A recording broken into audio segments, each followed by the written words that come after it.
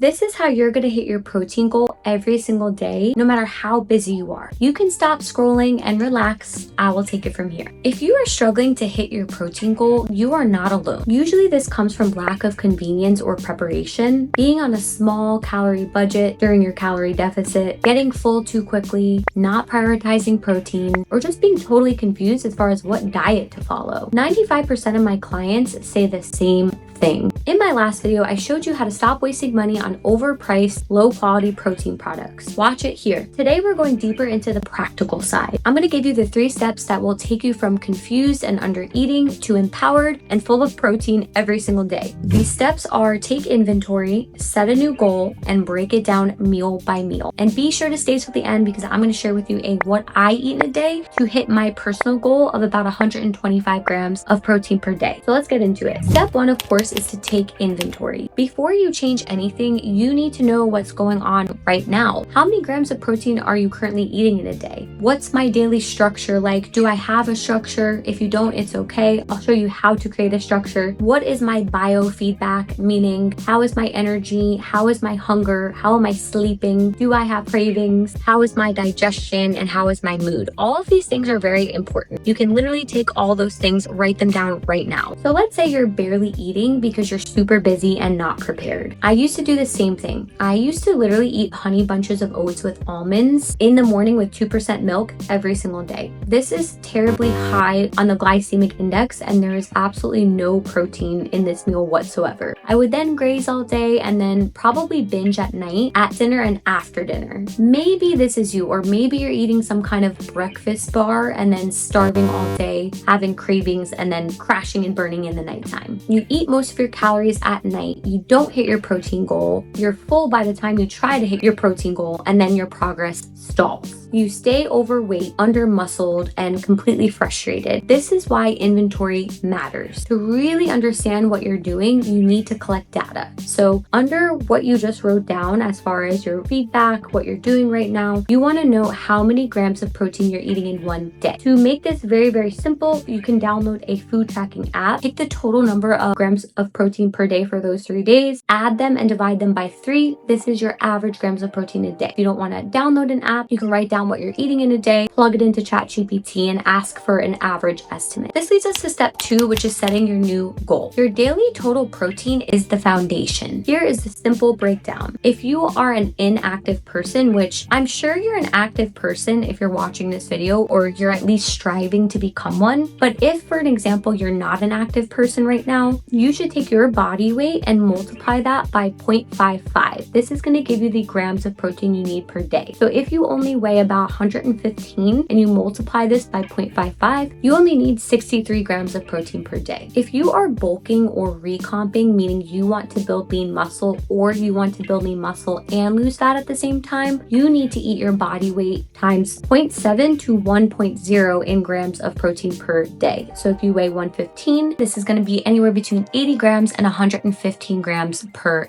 day. If you are cutting, meaning you want to lose body fat while preserving the muscle that you have to eat even more protein. So this is going to be anywhere between 0.8 and 1.2 times your body weight in grams of protein. If you weigh 115, this looks like 92 grams to 138 grams per day. This does not by any means have to be perfect. It just has to be consistent and you have to stay in a range. From here, you want to choose your diet style. This is where people get super lost and confused. You want to choose what works for you because it feels good and you enjoy it. Do you want to eat Mediterranean, pescatarian, keto? Do you want to eat paleo? Do you want to do intermittent fasting? The world is yours. You could choose whatever you want. I will say from my experience, I have tried almost everything. Back when the documentary Game Changers came out on Netflix, I tried veganism. I absolutely hated it. I was super bloated, constipated / had diarrhea, always hungry, and just not hitting my protein goal. I then tried pescatarian, which I will say I probably looked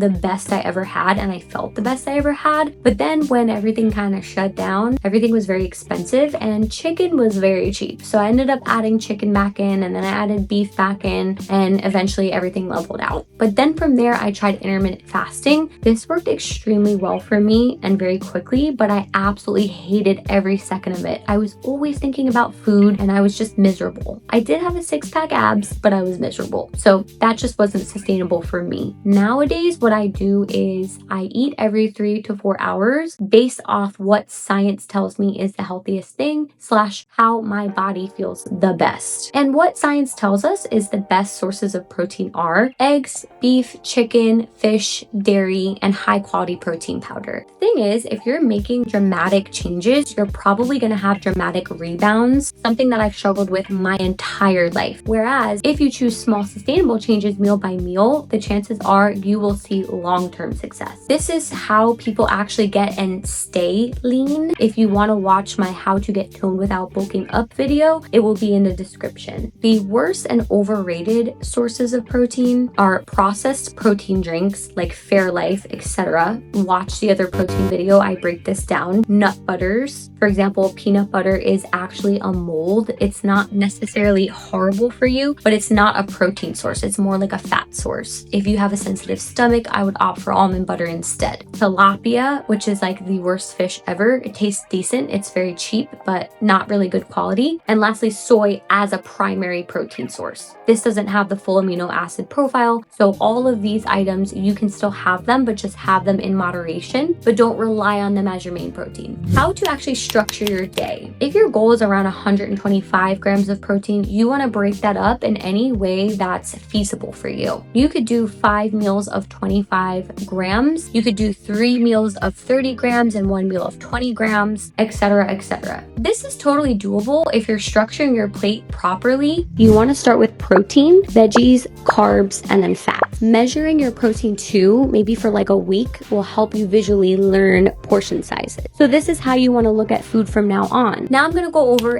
what I eat in a day. I'm going to give you a couple different options. For me, hitting 125 grams is a little bit of a stretch. It's probably a little more than what I need. It's just what I'm doing right now. My first 3, I rotate between. So for my meals 1 and 2, I rotate between these 3. My first go-to are egg white protein oats. So what I'm going to do is take 40 grams of oats, microwave that with a cup of water for a minute. Then I'm going to take it out, add a half a cup of egg whites, pop that back in the microwave for a minute or 2, and take it out every 15 seconds, whisking it until it's fluffy enough for my liking. From there, I'm going to add a pinch of salt, a half a scoop of 4-sigmatic protein. Right now, this is my favorite protein powder. I am not sponsored, but I absolutely love it. It's a mushroom protein that's vegan, very clean ingredients. Doesn't taste chalky at all. Like I'm so impressed and obsessed. Anyway, I'm gonna do a half a scoop if I want maybe a serving of 30 grams of protein for this meal. If I want 40 grams and I'm just like going ham, I'm gonna put a full scoop in. I'm gonna mix that up with some cinnamon. I can top it with some frozen berries, a little nut butter, anything that's going to make it more high volume so I could stay full for longer. The next go-to option are protein pancakes. This is going to give me about 40 grams of protein. My favorite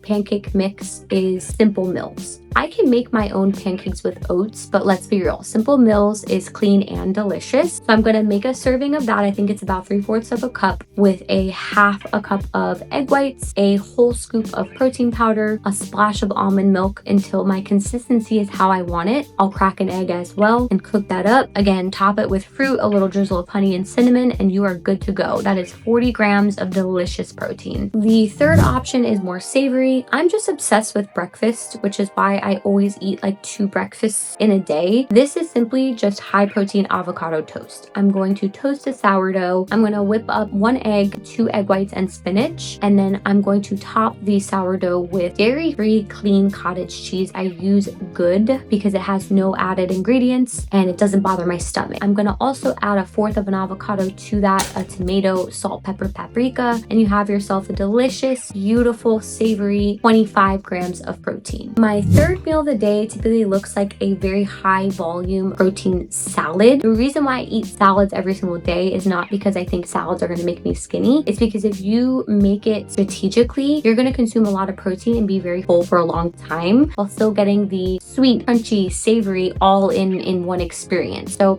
how I make this bowl is I combine half iceberg and half greens. That way I get my fiber and my volume. My protein, I'm gonna pick a style that I want. So whether it is Italian, Mediterranean, Asian, Mexican, it doesn't matter. Maybe it's just plain protein, chicken, beef, turkey, fish, whatever that is. Depending on how much and what type of protein you put in the bowl is going to determine how many grams of protein you have. Let's say I am doing my chicken. I'm going to do about 4 ounces. Then I'm going to choose my carb, which is either some quinoa or sweet potatoes, sometimes both. If I'm not feeling either of those, I'm going to make myself homemade croutons where I'm going to air fry sourdough toast with garlic and olive oil and salt and add those bad boys into the bowl. Lastly, or second to lastly, I will add a fat. This doesn't have to necessarily be dressing. Sometimes it's olive oil. Other times it's cottage cheese, a soft boiled egg, or anything that's going to give it that, that moist, liquidy feel, texture, right? The last thing I'm going to add is anything that's sweet or tangy. So pickled onions, pickled beets, maybe some fruit, maybe some nuts for extra crunch. And there you have it, a complete, full, high volume, high protein, 30 to 40 grams of a salad. You can't go wrong. My last meal of the day looks like, depending on how much I ate that day, I can do either like 2 boiled eggs and a piece of fruit. That's going to be about 12 grams of protein. Or I'll have myself, if I'm low on protein, a yogurt bowl. The yogurt itself is anywhere between 16 and 18 grams, a scoop of protein powder, some nut butter, add a little bit of almond milk just to make it,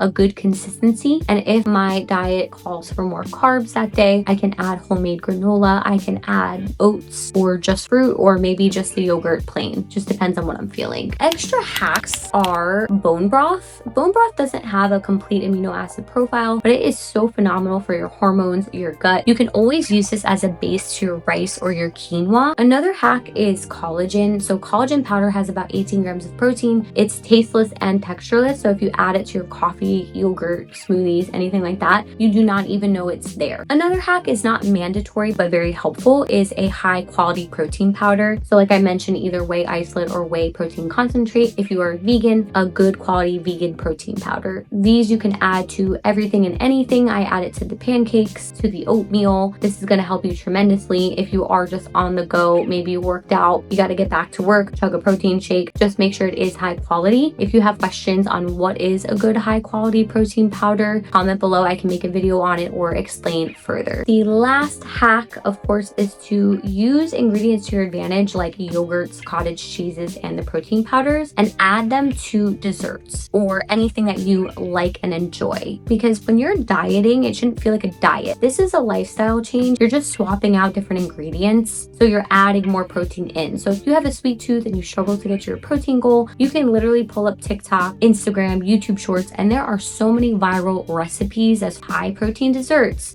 Try them out. I truly hope this is helpful. If this did like the video, it would be great if you can share it with a friend who needs it. Comment below what you want to see next, what questions you have, and what are you going to implement as soon as right now to get to your protein goal.